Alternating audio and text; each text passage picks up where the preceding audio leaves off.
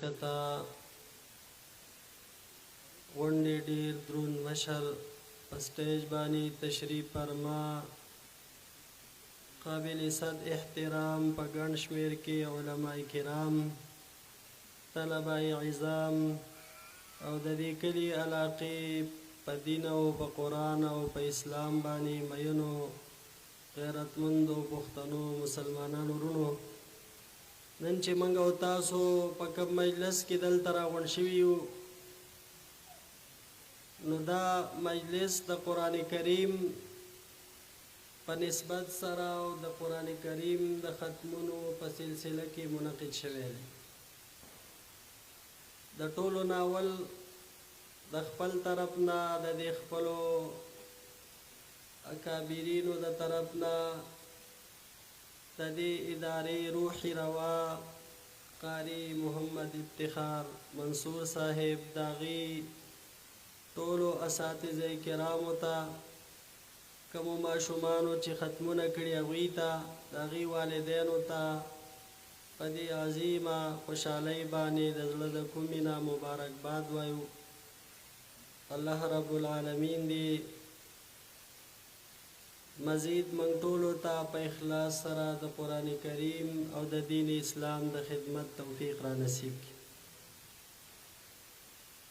ترو مسلمانانو ورونو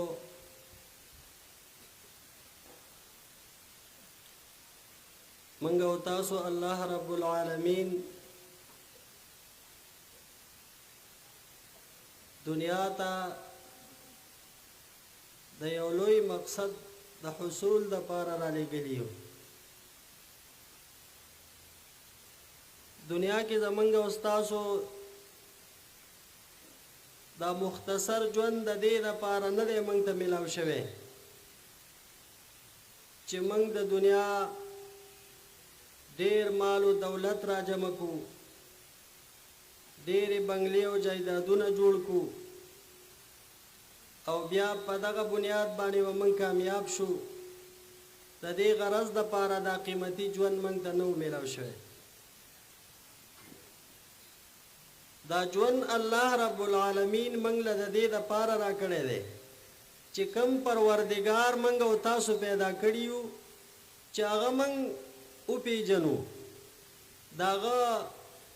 ذات د هغه صفات موږ او تاسو وپېژنو د هغه سره خپل تعلق او نسبت مضبوط کړو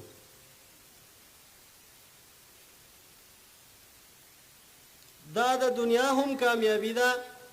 دا د آخرت هم کامیابی ده په دې کې د دنیا هم عزت دی د آخرت هم عزت دی د الله رب العالمین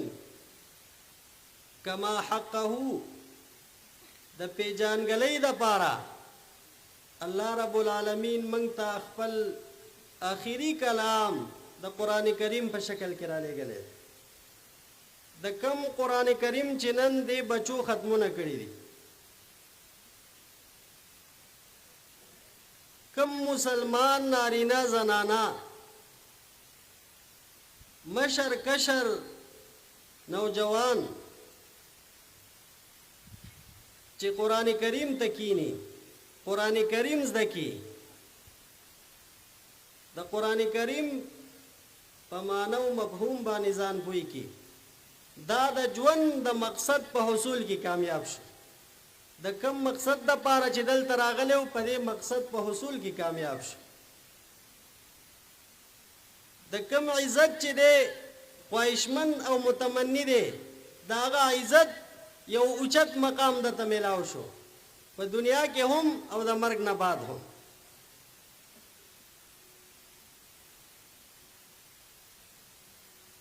ابن عمر رضی اللہ تعالی عنہما فرمائی علیکم بالقرآن دا قرآن پزان بانی لازم کئی دا قرآن زدکڑا پزان بانی لازم کئی فتعلموه وعلموه ابناءکم پخپل امزده کئی او خپل اولاد تے مخائی ام تور زمنگ دا مشرانو د سپینګیرو دا خیال دی چې دا قرآن به د ماشومان زده کوي او زمون خو عمر تیر شوی دی او زمون خو جبې پیړې شوي دي. فتعلموه وعلموه ابناءکم. ټول به قرآن زده کوو. من ټول د قرآن د زده کړې دپاره دې دنیا ته راغلي یو. الرحمن علم القرآن خلق الانسان علمه البیان. سورہ رحمان کې الله رب العالمین د قرآن د تعلیم خبره د انسان په تخلیق باندې داغه په نطق باندې داغه په بیان باندې مخکې کړی ده. رحمان ذات انسان ته د قرآن تعلیم ورکو، بیا انسان پیدا کو، بیا ورته د خبرو چلو خود. نو علماء کرام مفسرین پکې دا نکته بیانوي، قدم تعلیم القرآن على تخلیق الانسان ونطقه كي يعلم انه يخلق للقرآن. دا د قرآن د تعلیم خبره د انسان د تخلیق او د نطق نه مخکې ذکر کېدل دی خبرې ته اشاره ده چې انسان څنګه سترګې پرانیزي په دې دنیا کې او هوش او حواس دې سنبالي چې دته د اولې وهلې نه د اولې مرحلې نه پته ولګي چې زما تخلیق او زما دنیا ته راتګ د قرآن د زده کړې دپاره شوی دی. وان انسانیته لا تتکامل الا بالقرآن. او چې انسان ته دام پته ولګي چې که زه په صحیح معنی کې انسان جوړېږم نو د دې قرآن د زده کړې په نتیجه کې به انسان جوړېږي. دا انسانیت موږ ته دا قرآن ښیي، دا انسانیت موږ ته رسول الله صلی الله علیه وسلم ښودلی دی چې د چا هم د دې څیزونو سره د قرآن کریم سره د رسول الله صلی الله علیه وسلم سره داغي د عاداتو او داغي د اطوارو او داغي د مبارکو طریقو سره څومره تعلق مضبوط او قوي و، دومره به په هغې کې انسانیت قوي، دومره به هغه په انسانیت کې د ټولو نه وړاندې. او چې د دې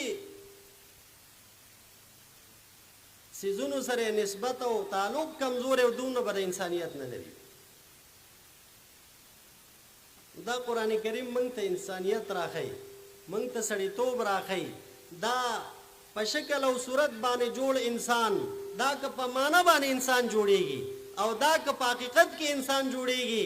نو دې دپاره دا قرآن کریم زده کول په موږ باندې فرض دي، په موږ باندې لازم دي. ابن عمر رضی الله تعالی عنہ دغه خبره کوي او به فرمایي فإنکم عنه تسألون. دا معمولی خبره نه ده، د قیامت په ورځ به اے مسلمانانو ستاسو نه د دې متعلق تپوس کیږي، د دې قرآن متعلق به زموږ نه تپوس کیږي. د قرآن په موږ او تاسو باندې حقوق دي. د ټولو نه لومبی حق دا دی چې موږ دا د الله کلام تسلیم کو او موږ په ایمان راوړو. الحمدلله دا مقصد خو ټولو مسلمانانو ته حاصل دی. موږ دا د الله کلام ګڼو او موږ په دې باندې ایمان دی چې دا د الله کلام دی.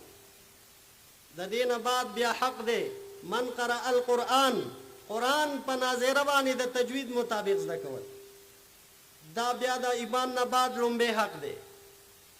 وتعلمه، بیا په معنا او مفهوم باندې ځان پوهه کول. وعمل به، او د هغې نه بعد د هغې په تعلیماتو باندې عمل کول.